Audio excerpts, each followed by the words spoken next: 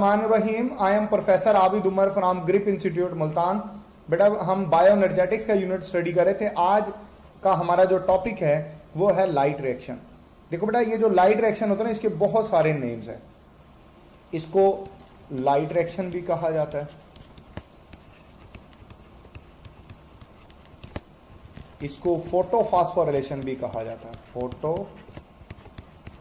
Phosphorylation भी बेटे जो है वो इसको कहा जाता है। पता होना चाहिए आपको, एमसीक्यूज में आ सकता है। इसको जी स्कीव भी कहा जाता है क्योंकि इसकी शक्ल जी की तरह की होती है, ठीक है ना। ये थैलाकाइड की सरफेस पर होता है, ये लोकेशन भी इसकी याद रखनी है। ये कहां होता है? थैलाकाइड की सरफेस पर बेटा ये रिएक्शन जो है बेटा ये होता है। अब इसमें ना दो तरह के फोटो सिस्टम इन्वॉल्व होते हैं, photo system 1 and photo system 2। क्योंकि पहले ये वाला फोटो सिस्टम डिस्कवर हुआ था, चाहे ये बाद में पाया जाता, क्योंकि ये डिस्कवर पहले हुआ था तो इसलिए इसके साथ 1 लगाया गया। ये 700 नैनोमीटर की वेवलेंथ को एब्सॉर्ब करता है, जबकि ये फोटो सिस्टम चाहे पहले पाया जाता बट क्योंकि इसकी डिस्कवरी बाद में हुई है तो दैट्स व्हाई इसको नाम दे दिया गया फोटो सिस्टम 2 का। अब यहां पर क्या होता है, सबसे पहले क्या होता है कि लाइट एनर्जी को कैसे केमिकल एनर्जी में कन्वर्ट किया जाता है। सबसे पहले ये होता है कि लाइट जो है बेटा ये देख रहे हैं आपके, लाइट जो है वो फोटो सिस्टम 2 के ऊपर स्ट्राइक करती है। फोटो सिस्टम 2 के ऊपर स्ट्राइक करने से ये होता है कि यहां पर इसके जो आउटर मोस्ट शेल के अंदर जो इलेक्ट्रॉन्स होते हैं वो एक्साइट हो जाते हैं, उनकी एक्साइटेशन होती है और 2 इलेक्ट्रॉन इसको छोड़कर प्राइमरी एक्सेप्टर के पास चले जाते हैं, ठीक है। जिसकी वजह से ये जो है बेटा ये अनस्टेबल हो जाएगा। ये क्या होगा? अनस्टेबल हो जाएगा और इसके ऊपर पॉजिटिव चार्ज आ जाएगा। No it will act as a strong oxidizing agent. ये अब ऑक्सीडाइजिंग एजेंट के तौर पर वर्क करेगा, ठीक है। और ये ऑक्सीडेशन काज करेगा वाटर की। ऑक्सीडेशन इसकी वजह से ये अपने 2 प्रोटॉन 2 इलेक्ट्रॉन और हाफ ऑक्सीजन को लूज कर देगा, ब्रेक हो जाएगा। ये जो 2 इलेक्ट्रॉन ये लूज करेगा वो 2 इलेक्ट्रॉन फोटो सिस्टम 2 का पार्ट बन जाएंगे और उसका पॉजिटिव चार्ज और उसकी अनस्टेबिलिटी खत्म हो जाएगी। ये दोबारा से न्यूट्रल हो जाएगा, दोबारा से स्टेबल हो जाएगा। क्योंकि जब तक इसको ये 2 इलेक्ट्रॉन नहीं मिलेंगे जो इस लाइट की वजह से इसमें से निकले थे, वो तब तक ये स्टेबल नहीं होगा, ठीक है ना। आप जानते हो कि ऑक्सीडाइजिंग एजेंट वो होता है जो दूसरों की ऑक्सीडेशन करे, खुद वो रिड्यूस हो। देखें इसने इलेक्ट्रॉन खुद गेन किया जबकि वाटर ने लूज किया, तो वाटर की ऑक्सीडेशन हुई है और इसकी रिडक्शन हुई। तो that's why photo system 2 after losing their electron it will act as a strong oxidizing agent. अब ये जो 2 इलेक्ट्रॉन निकले हैं ये फोटो एक्साइटेड इलेक्ट्रॉन है, इनके पास एनर्जी है। जब ये ऊपर से नीचे की तरफ आएंगे तो इसकी एनर्जी इस्तेमाल होगी एटीपी बनाने के लिए। ये इलेक्ट्रॉन ट्रांसपोर्ट चेन है। ये इलेक्ट्रॉन बेटा प्लास्टोक्यूनोन के पास जाएंगे, साइटोक्रोम कॉम्प्लेक्स के पास जाएंगे, साइटोक्रोम कॉम्प्लेक्स से प्लास्टोसायनिन के पास जाएंगे। ये आयरन कंटेनिंग प्रोटीन है, ये कॉपर कंटेनिंग प्रोटीन है, ठीक हो गया। जब ये इलेक्ट्रॉन ऊपर से नीचे की तरफ आएंगे तो बेटा it will be help in the conversion of ADP into ATP. इस दौरान एटीपी बनेगा। अब सेम ऐसे ही यहां पर भी होता है कि लाइट इसके ऊपर भी टकराती है और इसके भी 2 इलेक्ट्रॉन एक्साइट होकर जो है बेटा वो प्राइमरी एक्सेप्टर के पास चले जाते हैं। इसके ऊपर भी पॉजिटिव चार्ज हो जाता है। It will also act as strong oxidizing agent. But इसकी ये जो पॉजिटिविटी है या पॉजिटिव चार्ज है या इसका अनस्टेबिलिटी है वो पीछे से आने वाले जो 2 इलेक्ट्रॉन है वो उसको फुलफिल कर देते हैं। यहां वाटर की जरूरत नहीं है, तो ये भी स्टेबल हो जाएगा after gaining 2 electrons from photo system 2। अब ये 2 इलेक्ट्रॉन प्राइमरी एक्सेप्टर के पास हैं। ये आप देख रहे हो कि प्राइमरी एक्सेप्टर के पास 2 इलेक्ट्रॉन है। ये आएंगे फेरिडोक्सिन के पास, फेरिडोक्सिन से ये जाएंगे एनएडीपी रिडक्टेज के पास और एनएडीपी रिडक्टेज के पास ये इलेक्ट्रॉन प्लस 2 प्रोटॉन ये आपस में मिलेंगे। यहां पर बन जाएगा NADPH प्लस H। आप ये नहीं लिख सकते NADPH2, ये लिखना गलत है क्योंकि जब एक प्रोटॉन गेन कर लेता है तो वो पहले से जो प्रोटॉन ये गेन कर लेता है वो प्रोटॉन दूसरे प्रोटॉन को ऐड नहीं होने देता। बट वो प्रोटॉन जो है बेटा वो इलेक्ट्रॉन अट्रैक्शन की वजह से दूर भी नहीं जाता, क्लाउड में ही रहता। तो दैट्स व्हाई आपको लिखना पड़ता है NADPH plus H, that is more suitable term. तो इस सारे रिएक्शन में आपने वाटर का इस्तेमाल किया, आपने लाइट का इस्तेमाल किया, बदले में आपको बेटे 2 चीजें मिली, ATP and NADPH plus H, ये चीजें आपको मिली। साथ में आपको हाफ ऑक्सीजन मॉलिक्यूल भी मिला, ठीक है ना। ये भी बहरहाल ये गेन है इसका। बाद में ये हाफ ऑक्सीजन के साथ मिलकर जो है बेटा वो मॉलिक्यूलर ऑक्सीजन बनाएगी। ये वही ऑक्सीजन है जो फोटोसिंथेसिस के दौरान as a by product release होती है। चल देखें, ये आपको जी स्कीम दिखाई गई है पूरी की पूरी, ये मैंने बुक से कटिंग लिया, बिल्कुल ऐसे ही है। अच्छा, ये तो होती है नॉन साइक्लिक फास्फोरिलेशन। ये कौन सी होती है? Non cyclic phosphorylation. बाज़ औक़ात ऐसा होता है कि NADPH का लेवल इंक्रीज हो जाता है और ATP कम हो जाते हैं। तो इस सूरत में जब ATP कम हो जाएंगे तो ये एक अल्टरनेटिव पाथवे लेता है, जिसको आप साइक्लिक फास्फोरिलेशन का नाम देते हो। ये बुक से लिया मैंने। देखें, साइक्लिक फास्फोरिलेशन में ये होता है कि ये इलेक्ट्रॉन फेरेडोक्सिन के पास तो जाते हैं, आगे नहीं जाते, ये दोबारा साइटोक्रोम कॉम्प्लेक्स के पास आ जाते हैं और इस तरह एक सर्कल चलता रहता है इलेक्ट्रॉन्स का। और इस सर्कल के दौरान ATP जनरेट होते रहते हैं, NADPH जनरेट नहीं होते, क्योंकि NADPH तब होंगे जब ये इलेक्ट्रॉन आगे जाएंगे। यही इलेक्ट्रॉन, ना इसमें वाटर ब्रेक होगा, यही इलेक्ट्रॉन जो है वो चलते रहेंगे, ठीक है ना। इसमें सिर्फ फोटो सिस्टम जो है बेटा वो 1 जो है वो इन्वॉल्व होता है, फोटो सिस्टम 2 की कोई इन्वॉल्वमेंट इसमें नहीं होती। तो ये चलता रहेगा यहां तक के जो है बेटा वो NADPH के वो बराबर हो जाए। जब वो बराबर हो जाएगा तो फिर फर्ज कर लो आपके पास ATP 0 है और NADPH जो है वो आपके पास 4 है। अभी लेवल तो साइक्लिक शुरू होगी, तो क्या होगा? साइक्लिक कब तक चलती रहेगी? वो चलती रहेगी जब तक ये बराबर नहीं। अब ये हो गए बराबर, जब ये बराबर हो गए फिर दोबारा से ये नॉन साइक्लिक स्टार्ट हो जाएगी, ठीक है ना। जब दोबारा से जो है अनइक्वल होंगे फिर साइक्लिक। ये इस तरीके से सर्कल जो है बेटा साइक्लिक नॉन साइक्लिक का जो है वो चलता रहता है। इसको आप, मेरा ख्याल आपको समझ आ गई होगी। चल, अब इसके अंदर ना ये जो सारा जो बेटा फोटोफॉस्फोरिलेशन का मैकेनिज्म था, इसमें इलेक्ट्रॉन ट्रांसपोर्ट चेन पाई जाती है, ये आपको दिखाई भी दे रही है। अब ये ATP कैसे जनरेट होता है ना, बड़ा ट्रिकी और बड़ा कॉन्सेप्चुअल जो है ये पार्ट है। मैं आपको समझाता हूं। देखिए, जैसे अभी मैंने आपको कहा कि ये थैलाकाइड की सरफेस पर होता है। लास्ट ईयर एक MCQs भी आया था और 90% बच्चों का गलत हो गया था। अगर आप उनमें से जिनका ठीक हुआ तो ये नहीं, यकीनन आपका कॉन्सेप्ट ठीक होगा, लेकिन 90% बच्चों का ये कॉन्सेप्ट ठीक नहीं होता। मैं आपको समझाता हूं। देखिए, फर्ज कर ले कि ये थैलाकाइड की मेम्ब्रेन है, जस्ट फॉर एग्जांपल ये मैं एक थैलाकाइड बना रहा हूं।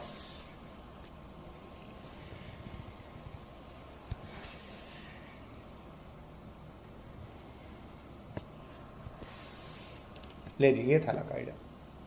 ये थैलाकाइड की ल्यूमन है और इसके बाहर सारा stroma, this will stroma, this will stroma, stroma, सारी तरफ स्ट्रोमा है, ठीक हो गया। ये सारा स्ट्रोमा है, अंदर ल्यूमन है। इसकी सरफेस के ऊपर इलेक्ट्रॉन सिस्टम मौजूद है। यहां पर आप जानते हो कि this will be a photo system 2। आप जानते हो कि इसके ऊपर सनलाइट पड़ती है, ठीक हो गया। इसके 2 इलेक्ट्रॉन एक्साइट हो जाते हैं, निकल जाएंगे, किसके पास जाएंगे? वो जाएंगे बेटे प्लास्टोक्यूनोन के पास, ठीक है ना। ये सीरीज चलते हैं ना, प्राइमरी एक्सेप्टर देन प्लास्टोक्यूनोन। अब बेटा ये इलेक्ट्रॉन कहां से आएंगे? देखो, असल में ATP जनरेट करने के लिए प्रोटॉन ग्रेडियंट, ये एक प्रोसेस है, इसको कहते हैं कीमियो ऑस्मोसिस। कीमियो ऑस्मोसिस में प्रोटॉन ग्रेडियंट जो है बेटा वो डेवलप होता है। अब प्रोटॉन ग्रेडियंट क्या होता है? प्रोटॉन ग्रेडियंट होता है कि स्ट्रोमा और ल्यूमन में प्रोटॉन का डिफरेंस क्रिएट किया जाता है इलेक्ट्रॉन ट्रांसपोर्ट चेन के जरिए। फिर उस डिफरेंस का इस्तेमाल किया जाता है ATP प्रोडक्शन के अंदर। देखिए, 3 तरीके से प्रोटॉन का डिफरेंस क्रिएट करेंगे हम ल्यूमन और स्ट्रोमा में। ये कैसे होगा ये मैं आपको बताता हूं कि प्रोटॉन ग्रेडियंट को कैसे आप इस्तेमाल कर सकते हो ATP जनरेशन के लिए। That will call the chemiosmosis. अब देखें, जब इसमें इलेक्ट्रॉन डेफिशिएंसी होगी ना तो यहां पर वाटर का मॉलिक्यूल ब्रेक करेगा। आप जानते हो कि वाटर का molecule 2 electron 2 proton plus half oxygen molecule में ब्रेक करता है। तो जब ये 2 प्रोटॉन बनेंगे तो पहला डिफरेंस क्रिएट हो गया। ये इलेक्ट्रॉन तो चले जाएंगे इसके पास, इसको स्टेबल करने के लिए। लेकिन अब स्ट्रोमा और ल्यूमन में प्रोटॉन 2 प्रोटॉन का डिफरेंस क्रिएट हो चुका है, क्योंकि वाटर ने प्रोटॉन क्रिएट किया अंदर ल्यूमन के अंदर। तो अब जो है पहला डिफरेंस जो है वो क्रिएट हो गया। अब प्रोटॉन जो है वो स्ट्रोमा में कम हो रहे हैं और ल्यूमन में बढ़ रहे हैं, क्योंकि वाटर की हाइड्रोलाइसिस हो रही है, पहली वजह। नंबर 2, अब ये जो प्लास्टोक्यूनोन है ये खाली इलेक्ट्रॉन नहीं लेता, ये स्ट्रोमा से बेटे स्ट्रोमा में बहुत सारे प्रोटॉन मौजूद होते हैं, स्ट्रोमा से प्रोटॉन भी लेते, दूसरी वजह बन रही है। अब ये जो प्लास्टोक्यूनोन है ना, this will react with 2 electron, react with 2 proton, तो इट विल फॉर्म प्लास्टोक्यूनोन। ये रिड्यूस फॉर्म बन जाएगी, रिड्यूस फॉर्म है प्लास्टोक्यूनोन की, ये बन जाएगा। तो इसने 2 प्रोटॉन इस्तेमाल कर लिए, कहां से यूज किए? स्ट्रोमा से।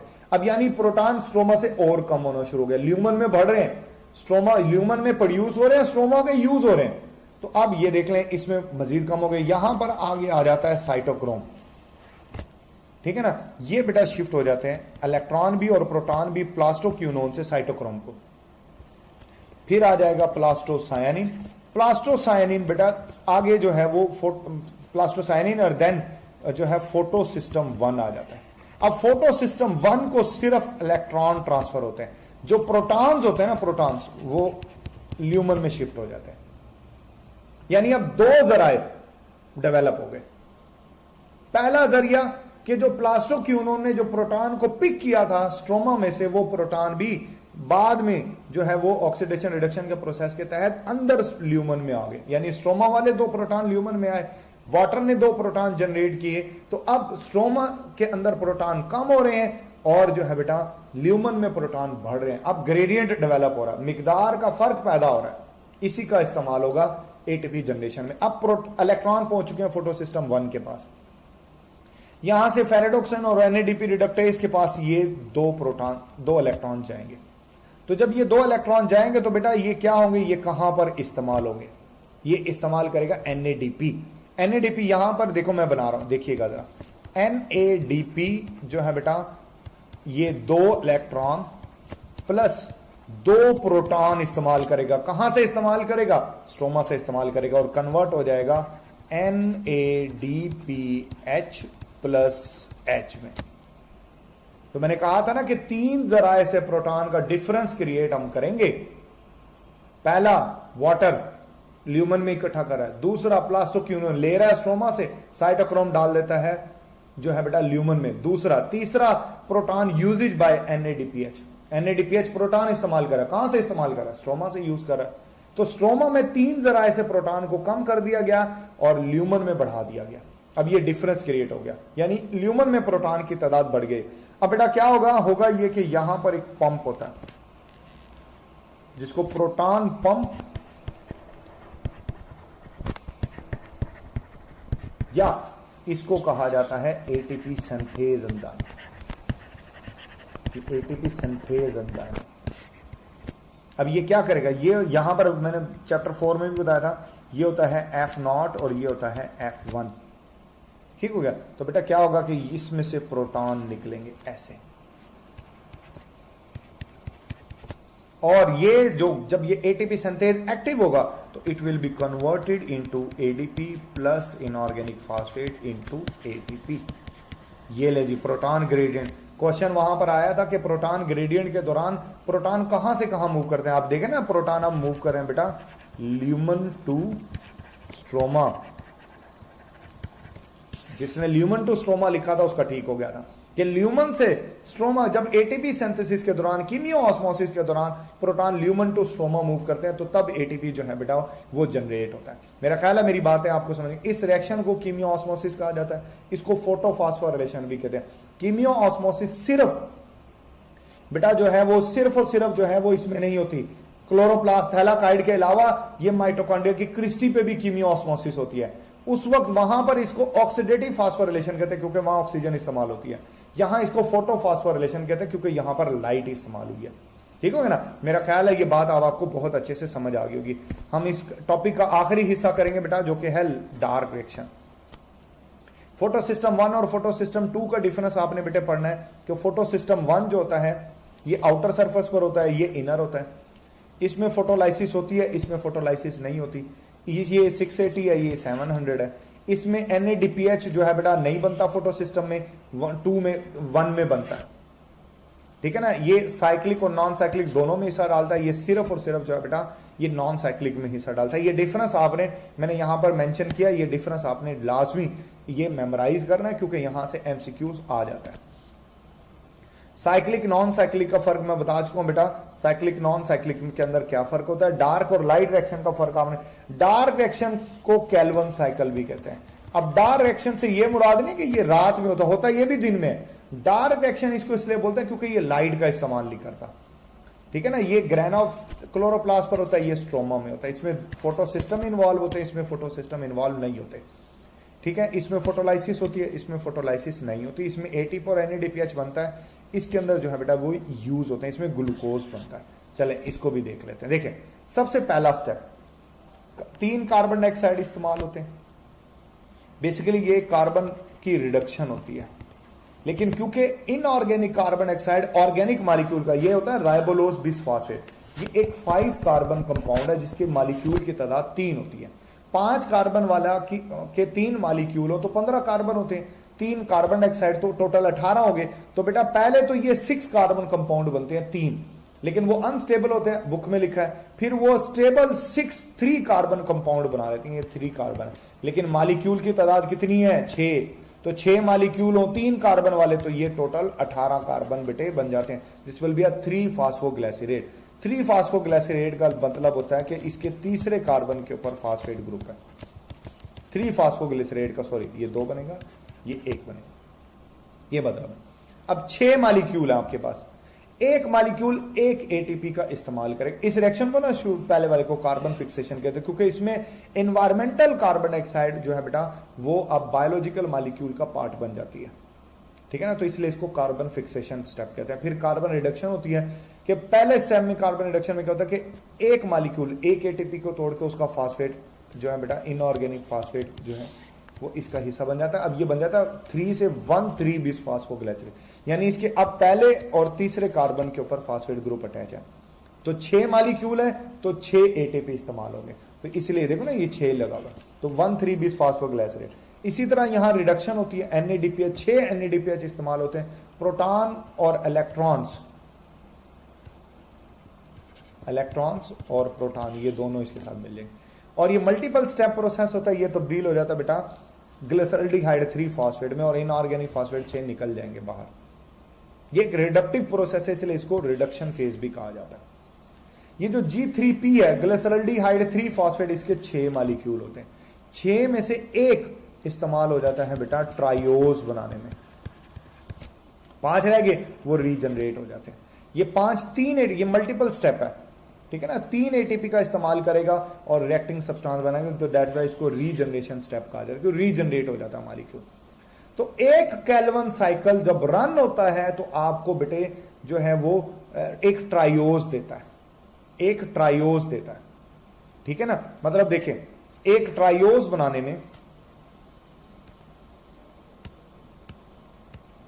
एक ट्रायोज अगर आपने बनाया ना ट्रायोज, तो 1 केल्विन साइकिल हुआ।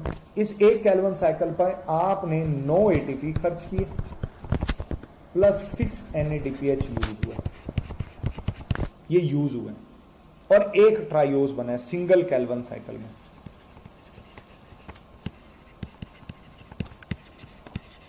और आपने 3 कार्बन डाइऑक्साइड इसमें इस्तेमाल किए, ठीक हो गया।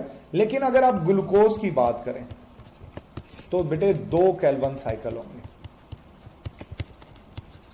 ठीक है ना। ग्लूकोज तो तब बनेंगे ना, ट्रायोज तो 3 है, ग्लूकोज में तो 6 कार्बन होते हैं, ये 3 कार्बन है, तो बेटा 18 एटीपी इस्तेमाल होंगे, और टोटल जो है बेटा वो 12 NADPH जो है बेटा वो इस्तेमाल होंगे, और 6 कार्बन डाइऑक्साइड यूज हो जाएंगे।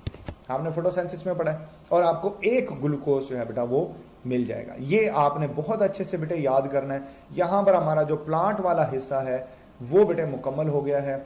आपके जहन में किसी किस्म की कंफ्यूजन हो तो आपने मुझसे जरूर पूछना है। अपना बहुत सारा ख्याल रखिएगा। Thank you, Allah Hafiz.